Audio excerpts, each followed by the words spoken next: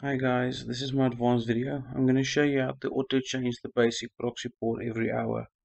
In my network, we have a lot of Windows machines that need activation, and we don't want the users to have internet access. So we point the default gateway to a non-existent address. This causes the computers not to find the internet.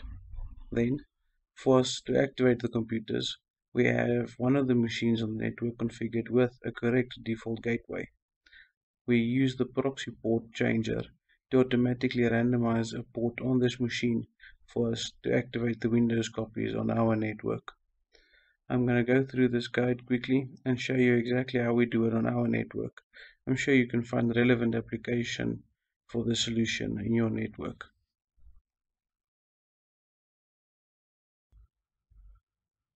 Okay, this is the folder we've copied in the first video called Basic Proxy. I'm going to move this folder to my C drive. To make it easier for me to code the tasks later, I'm going to call this folder proxy. I'm going to create a second folder called proxy port. Proxy port I'm going to share out to the network. This will allow me to find the randomized port later when I need to access it from a remote machine. Make sure it's read only, otherwise you make yourself vulnerable to viruses and other malicious software. This link will be in the bottom of the video clip. You're welcome to grab a copy of my batch files I've created already. Please look through the batch files and make sure that you're happy with it before using it. I'm gonna quickly dismiss this error message. This is a virtual machine that has not been patched. Please keep your antivirus and everything up to date. Download the zip file. It is very small, so it shouldn't take long. There we go. I'm gonna place it in my downloads folder.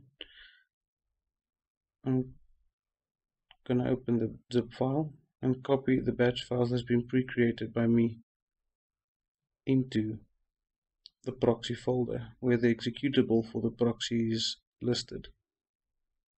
Done. There we go. So I'm gonna go ahead and open my network places. I'm gonna double check my sharing settings. If these three settings is not turned on, the network users on the network will not be able to open the share drive we've created earlier. I'm gonna go ahead and go on my firewall settings and advanced firewall settings. When the application installs in video 1, it created firewall rules. We don't want users to be able to access this application on the normal ports because the port will always stay the same. I'm going to add the localhost IP address for the source, and I'm going to add the localhost IP address under remote as well. Then, just to make sure of your own IP address for your computer, check your network sharing settings for the status and make sure that this IP address here is listed under your firewall rules. Otherwise, this will not work.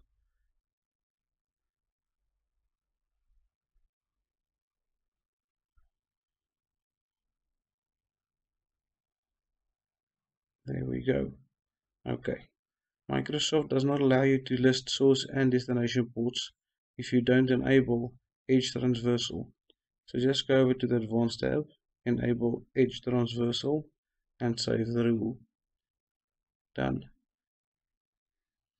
Okay, so again, I'm just going to go ahead quickly and test the proxy. Make sure the firewall rules we've created are still effective.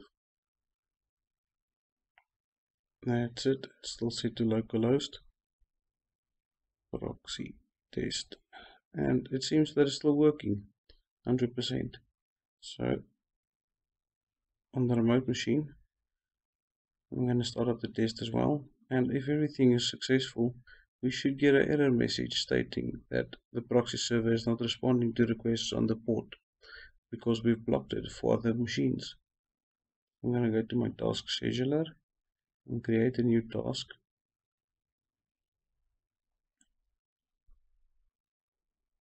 There we go, auto change a proxy port.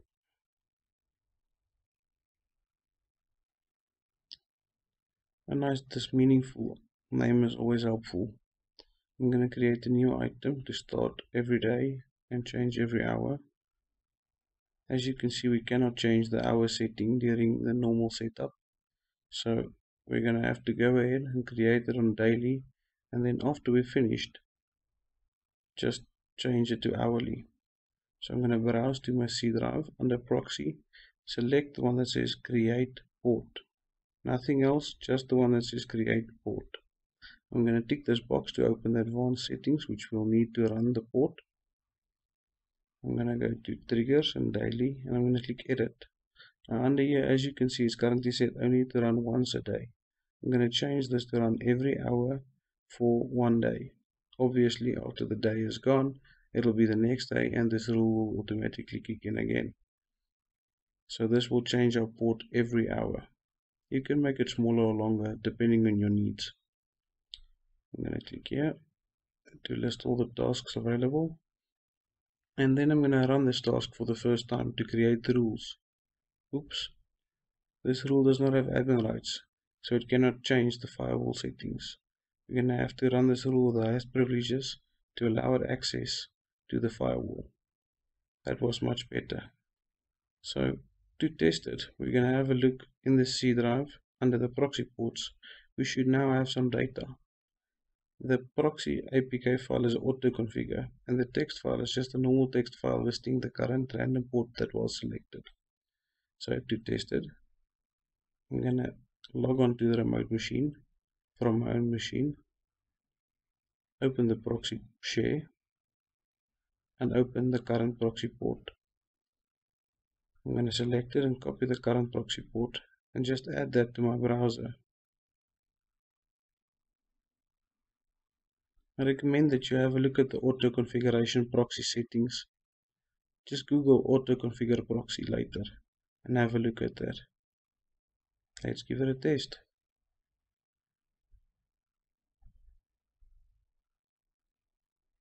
And something is definitely wrong. Internet should have been open by now.